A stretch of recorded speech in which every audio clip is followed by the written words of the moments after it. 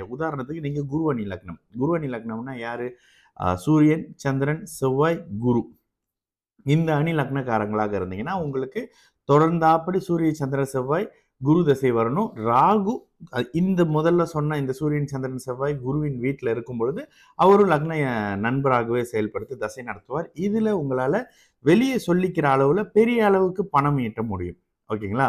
அதே நீங்க சுக்கிர அணி டீமா வந்துடுறீங்க. சுக்கிரன் அணி டீம் யாரு? சனி, புதன், சுக்கிரன். ஓகேங்களா?